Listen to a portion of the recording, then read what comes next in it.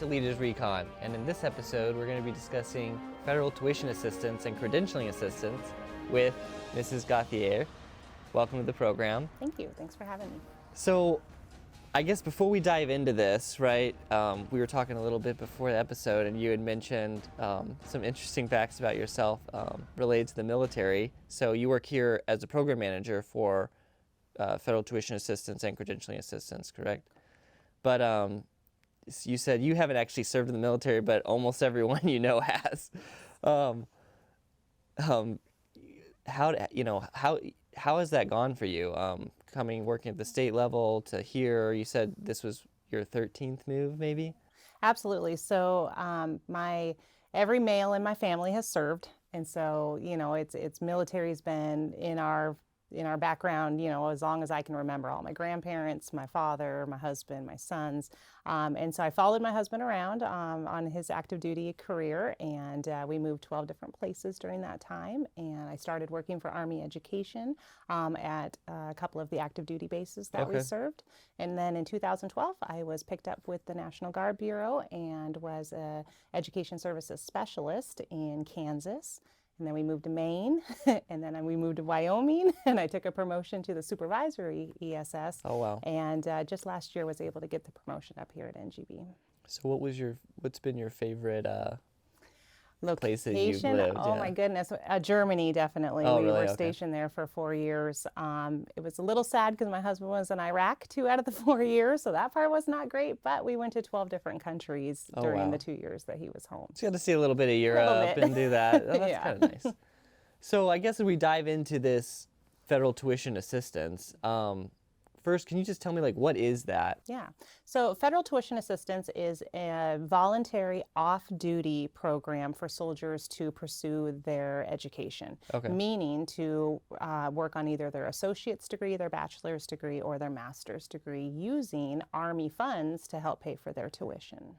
Okay, and is it only through certain universities or programs, or how does that? Yeah, so we have a brand new website, an upgraded Army Ignited website, and in that website, schools do have to be DoD MOU signers, meaning that they agree to some of the rules and regulations of accepting the Army's money, the military's money in general.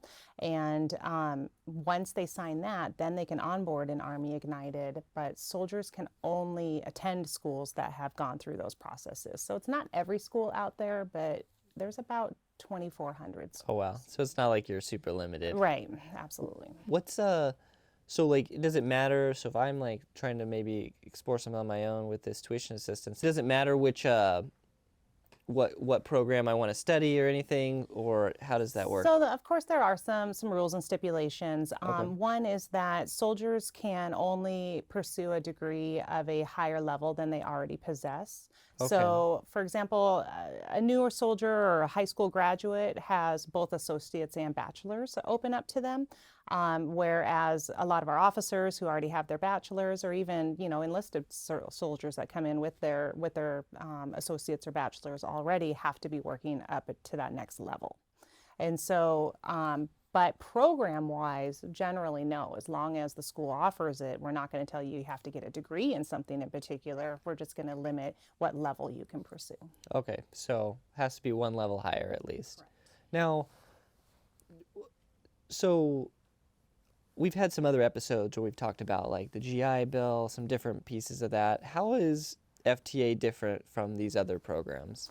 So one of the big things is that this is tuition only. That's why it's federal tuition assistance. So we're only going to cover the cost up to $250 per credit of whatever a school might charge. Okay. So you do have to be careful when you're shopping around for schools. There are some schools that obviously have very expensive tuition, and so if you attend a school that's over the $250 a credit that we're going to help you pay, then you're going to have a lot of out-of-pocket expense. So, we do recommend that soldiers do a little bit of research and look into schools so that they know, what out-of-pocket expense might I incur also while using it. But we don't limit. You can use your 1606 GI Bill or any other GI Bill you might have already earned, while using tuition assistance too. So it is stackable. What about, so we're getting ready to talk about credentialing assistance in another little episode.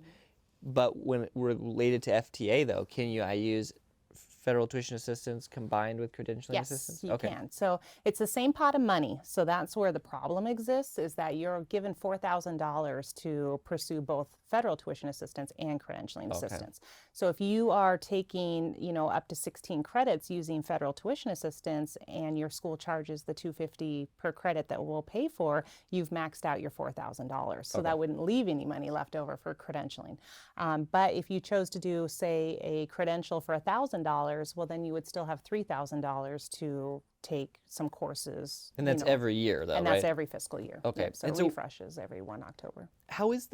What are the minimum requirements against? I guess that's what I really want to know. Absolutely. I'm like, okay, how do I get the money? And we have some really exciting news when it comes to that. And that is that it used to be you had to complete AIT or BOLIC or warrant officer basic course to be eligible for FTA. And all of that has gone away. Oh, wow. You don't even have to complete basic training anymore. So this was just put into policy last month. So this is brand new. Most soldiers don't know about this so yet. they're hearing it here first. So you are hearing Breaking it here news, first. guys. Absolutely. And so all they have to have is a CAT card. So if you've got a delayed entry, service member who unit was able to issue them a CAT card, but they haven't gone to basic training or AIT, they're now eligible for federal tuition assistance. Oh, wow. So that's really exciting. And same with officers and warrant officers too. And so the eligibility is pretty slim now. You have to have a CAT card and you can't be flagged. So you can't be flagged for height, weight, PT failure or adverse action. And so other than that, you're eligible for the program. And are there any requirements that you incur if you use the program? So let's say I use my $4,000, do I incur a service obligation, or what? How does that work? So for enlisted, no. So for enlisted, the only service requirement is to complete the course while you're still on duty. So you can't have a course that ends after your ETS date or your separation date. For officers, though, they do incur a service obligation. I know. We always get those officers. And so, but it's two different ones. If it is an activated officer, meaning, an AGR or Title 10 officer, they accrue a 2-year ADSO from the last day of the last class that they use their tuition assistance for. If it's an M-Day officer, then they accrue a 4-year RADSO, reserve duty service obligation, to use tuition assistance. Now, it is prorated. So if you serve some of that amount of time and then you still decide to separate early, you're not going to have to pay the whole course back. You would only have to pay, whatever portion of that service obligation you didn't. So let's go through a hypothetical example. So let's say I'm getting my master's, right? And I'm using federal tuition assistance and I do it's extended program. So every year I use my $4,000. So I have $4,000, $4,000, $4,000. Now I owe 4 years after that last. So no, well, year, are you an M-Day or are you just a traditional guardsman? Traditional guardsman. Just a traditional. So if you're doing it every year, after that first year, your time is already ticking for those first year classes. So it's 4 years from the last day of the class, not when you complete the whole program. So it's just from the last day of that class. So if you stay in for 4 years and that first class that you had taken is already completed that ADSO. So it's not 4 years from the last day of all the classes, it's from each day. Okay, so it's like a rolling effect then, right? It is. So if I got out the next year, let's say, then I would owe 3/4 of the previous year, half of the year before that. Okay. That's good to know. So speaking of repayments, if you get out of the military, you owe some of the money back. Now, what happens if I don't pass one of the courses? Do I still get to keep the money? How does that work? Yeah, unfortunately, there are a couple kind of rules and regulations. There is a minimum GPA requirement that soldiers do have to maintain. What is that? And so it's a 2.0 for an undergraduate. So that's so the whole C's get degrees thing? Absolutely. Okay. But for master's level, it is a 3.0. Okay. So they don't have the C's get degrees option. So there's a minimum GPA, otherwise your account goes on hold and you cannot request you cannot request tuition assistance any longer. And then, of course, there's the fact that if you fail a course or you withdraw from a course after the course has already started, and the school is charging you for a portion or all of the course, then you will have to pay that back to the Army, because the Army is paying for you to successfully pass your classes. So if you fail to do that, then we are going to recoup that money, unfortunately. So if I have one class that I end up, I fail out of, biochem or whatever, right, and I have to retake it, then those credit hours for biochem I have to repay, not all of my tuition. Correct. Yeah, it's just for that one course. So if you're taking 5 courses and you fail one, then you're just responsible for being recouped on that one course that you fail. Okay. And recoupment can be a process. It's not a lump sum payment. It can be taken out of drill pays each month, so it's not, try to make it as least hardship as we can for the soldier. And then the only other stipulation with that is once you have paid back a course, we would pay for you to take it again. So if it's a requirement for your degree, once you pay back something that you failed, then we can pay for it again. Where if you technically pass a class, with a C, but your program says you need a B in it, we're not going to pay for you to take it again if we've already paid successfully once. So if you fail a class, pay it back, you can get it paid for again. Yes. You pass the class, but you just don't pass it well enough, you're just out of luck. Exactly. Okay. Well, that's good to know. So what are some of the program, or I guess as a program manager, I'm sure you see a lot of this. What are some of the hiccups that soldiers run into when they're trying to use federal tuition assistance, and what does that application process look like? So we just switched to a brand new web portal system. Okay. And so unfortunately, they're both called Army Ignited. And so soldiers don't quite know, we moved from the first Army Ignited to the upgraded Army Ignited. So that's been a little confusing for a lot of soldiers. But we have just moved to a brand new system that we are really hoping is going to be a cut above what we've been dealing with for the last 2 years. For the last 2 years, our system was really bad. And unfortunately, a lot of soldiers struggled and a lot of schools struggled to be able to submit their TA requests and for the schools to get paid. So the Army has rectified that, and we've moved to a brand new web system, though, that has already been previously proven successful with the Air Force. So it's the same system that the Air Force uses now with Army branding, for us to use, but it's already proven to be successful to pay the schools and for the airmen to do their stuff. And now the Army is brought into this, and so we're already seeing that a lot of the hiccups from the last 2 years in the previous system are being rectified, and soldiers are really liking this new system. It's a lot more user friendly. Schools are so happy that we're going to a system and a program that they're already familiar with. And so we're really hoping that due to these new changes that soldiers aren't going to have the problems that they've been having in the past. But that also means that the blanket ETP we've had in place for the last 2 years is now no longer in effect. And so soldiers have to get used to relearning, and reprogramming how they apply for tuition assistance, because now everything has to be done 7 days prior to the start date of any classes. Okay, yeah, that was going to be my next question. How does that work? So if I can't get approved for tuition assistance and then apply for schools, I have to be accepted, everything, and then just put in the application. Yeah, so we definitely ask the soldiers to do some research. The first thing we want to do is get them connected with their Education Services office. Okay. Every state, all 54 states and territories have their own Education Services office, where there is an Education Services officer and an Education Services specialist that's employed by NGB. We have 27 of them out in the states, but most of those they cover multiple states in their areas. We want them to connect with their counselor first, because the counselor is going to talk to them about what is it that you want to do, and what kind of school are you looking for? Is federal tuition assistance or credentialing better for you?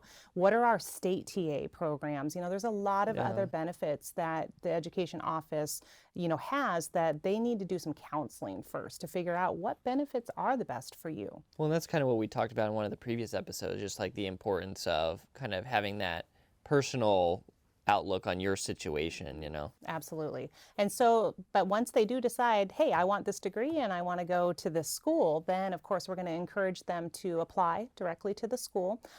We tell the soldiers, reach out to the Veterans Affairs office though, because sometimes admissions offices, you know, may not know that you're a veteran or a soldier, and they might have some special, like no application fee or, you know, some special perks, you know, for being a service member. And so, you know, reach out to the Veteran Service Office, apply to the school, get accepted, and then pick your classes. Once they're registered for classes, that's when they're going to come back to Army Ignited and actually get registered. And they can register 7 days prior, up to 60 days prior for start dates. But everything has to be approved in the Army Ignited system 7 days prior to the start date. 7 days prior to the start date. Okay. Yes. So speaking of the new system, I heard there was maybe some other pieces of good news that came with this migration to the new system.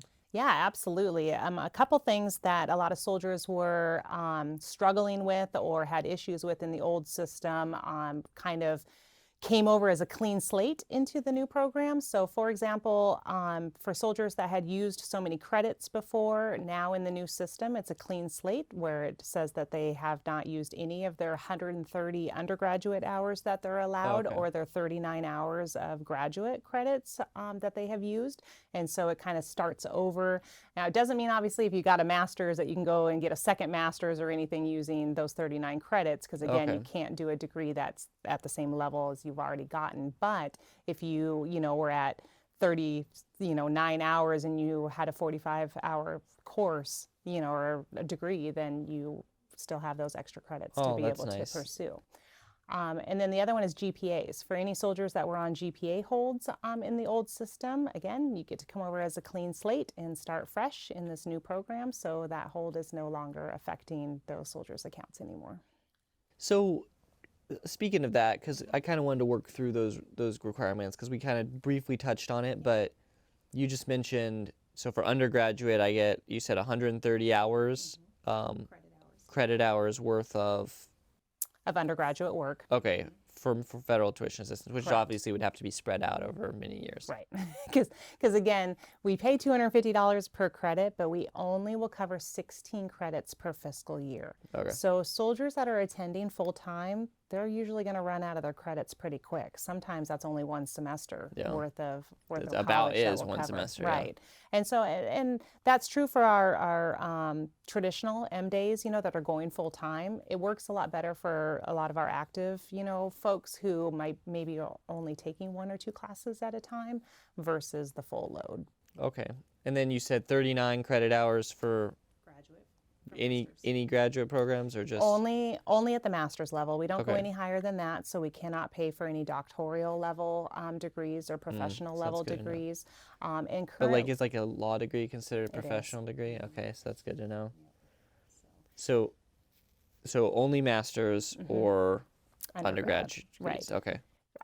In the old system, we were allowing academic certificates. We were allowing undergraduate and graduate academic certificates. Right now, that is on hold only because the new system doesn't have that functionality built yet. So they are looking to have this built sometime by next spring, April, May timeframe. So we are hoping to bring back academic certificates for 21 credit hours each year. But right now, that's currently on hold. So what about like some of the like trade schools, like those tech schools and stuff where, you know, I'm becoming, you know, certified as an electrician or whatever, right? And there's a program associated with that. Is that covered, or how does that work? So right now, again, it depends on how those programs are set up at a school. Federal tuition assistance has to be accredited credit-bearing programs at academic institutions. So it has to be for credit. We're going to talk, you know, on the next episode about credentialing assistance, which is where a lot of the trade programs can be picked up when you just need credentialed or licensed to be one of those jobs. But if you are looking for a, you know, certified program through an educational institution, again, for credit, then right now, again, it has to be under like an associate's program for it, because we're not even covering certificates right now. And so, you know, there is some limbo with some of the trades right now, but we do have the credentialing assistance, which will pick up, you know, some of those that we'll talk about the next time. Yeah, so you just have to tune into the next episode. Being an episode, you were saying you can kind of use federal tuition assistance in coordination with like the GI Bill and some of those other programs that you qualify for. Can you list out like some of those programs that you might be able to stack alongside of this if a person's trying to put together like, how do I pay for my school? Yeah, absolutely. Because really what we want to try to avoid is we want to try to avoid debt at all, if at all possible. We don't want any soldiers taking out loans if they don't have to, because they've got multiple benefits that we want soldiers to take advantage of. So one, yes, their 1606 GI Bill can stack and they can use it at the same time as long as they are going more than half time. Okay. So their school will determine what half time and more than half time is, and more than half time usually just means 1 credit, beyond what they consider half time. Okay. So if they are going more than half time, they can draw their full 1606 GI Bill. So that's, currently, quite a bit of money, 400 and something, I believe, per month. And so they can draw that while using their federal tuition assistance. For many soldiers who may have the post 9/11 GI Bill, for our activated soldiers, it's not always the bang for the buck for our activated soldiers to use their post 9/11 GI Bill, because they won't receive the housing stipend that comes with it because they're getting BAH. So that is one area that we want them to talk to a counselor first before deciding to use a GI Bill benefit, because it might not be the bang for their buck if they could give it to their spouse or to their child, or use it once they're out of service to get more money for that GI Bill program. A lot of our states have state TA programs too. And so sometimes it's stackable, sometimes it's not. Depends on what the state TA will pay for, because some of those will pay for fees though. And a lot of schools charge fees. And again, our tuition only program is only covering tuition. So for some states, they can go ahead and dip into that to get all those fees paid for. That's really good to know, honestly. Yeah. I mean, like you said, I think it comes down to the basic thing, from what I understand anyway, is like, learn enough to get your feet wet and then go talk to your education counselor. Yeah, what would be your advice? So like, I'm a soldier, I'm trying to get some of the information, I know a little bit about federal tuition assistance, maybe I have a GI Bill, maybe I don't qualify, you know what I mean? Like what are some pieces of advice you would give them when kind of going through this research process that you mentioned and kind of figuring out, what the next steps are? Right. So, I mean, one of the first things that I would recommend to all soldiers is, if you joined for education benefits, which the Jammers report shows that new recruits, the number one reason is always education benefits, use them. Don't leave them on the table. I mean, that's step number one. Is if you said that you came in for educational benefits, don't leave them sitting on the table. Kind of figure out. Counselors can help you figure out what are you good at. We can do interest inventories with soldiers. We can help them figure out what would be a good path for you to take. So, there are a lot of soldiers out there still saying, I don't know what I want to be when I grow up, but we have ways to help you kind of figure out that path. And so we definitely want soldiers to take advantage of all these benefits that we provide, because this is why a lot of them said they joined. And so don't leave free money sitting on the table when you could be doing something to better your military side, because these are promotion points. So it can help soldiers get promoted faster. And then two, it can help you get a better job on the civilian side. Yeah, well, that's really good. Well, thank you for giving some good information here. I learned a lot about federal tuition assistance. Hopefully everyone else did as well. Yeah. If you would like more information on any of the topics discussed today, please visit our social media pages in the links below. Tune in to Leaders Recon over the next few weeks as we bring in today's leaders and pioneers to discuss their experiences, share their wisdom, and help you grow as a leader. If you like this episode of Leaders Recon, please don't forget to subscribe below and leave us a 5-star review. You can find us wherever you listen to your favorite podcast.